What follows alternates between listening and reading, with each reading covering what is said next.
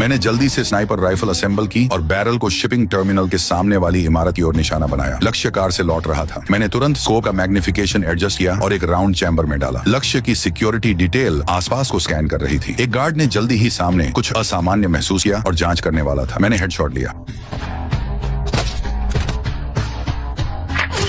Security guard को खत्म करने के बाद मैंने तुरंत अपना हथियार पैक किया और पीछे हट गया। लक्ष्य की इमारत के अंदर घुस गया। लक्ष्य की तलाश करते हुए अचानक लिफ्ट से एक सिक्योरिटी गार्ड आ गया। मैंने तुरंत उस पर झपट्टा मारा और कुछ ही चालों में उसे धराशायी कर दिया।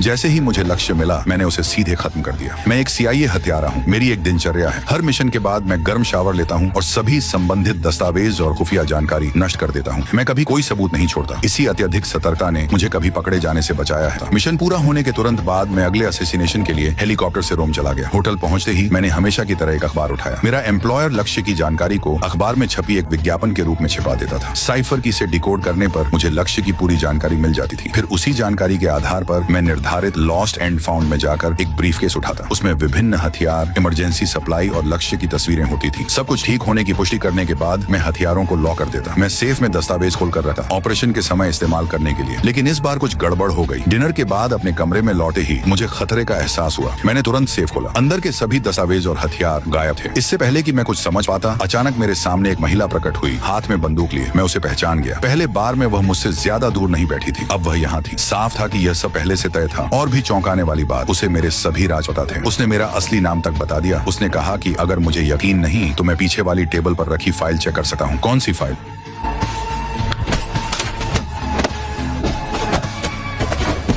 मैंने उसे बिना ज्यादा मेहनत के काबू कर लिया। पूछताछ के दौरान पता चला कि वह MI6 की एजेंट थी। उसे अमेरिकन ट्रैवल सर्विस से जुड़े एक केस की जांच के लिए भेजा गया था। ट्रैवल सर्विस CIA की एक गुप्त शाखा थी जहां मेरा सुपीरियर काम करता था। लेकिन उसने बताया कि ऐसी कोई ट्रैवल सर्विस अस्तित्व में ही नहीं है। इसका मतलब था कि मैं सोचता था कि मैं CIA के लिए काम कर रहा हूँ, लेकिन वास्तव में मेरा CIA से कोई लेना देना नहीं था। और भी डरावनी बात, मेरा हैंडलर केविन 10 साल पहले मर चुका था। ये सब बिल्कुल बेतुका था। मैंने सोचा कि वह सब झूठ बोल रही है। वह कुछ और कहने वाली थी कि मैंने उसे जमीन पर लात मार दी। मैंने अपनी बंदूक निकाली और उसे मारने के लिए तैयार हो गया। तभी उसने बम गिराया। ओह रुकिए रुकिए, ये केस कई सालों से खुला था। इसे मोनिका वॉकर ने खोला था। तुमने अभी क्या कहा?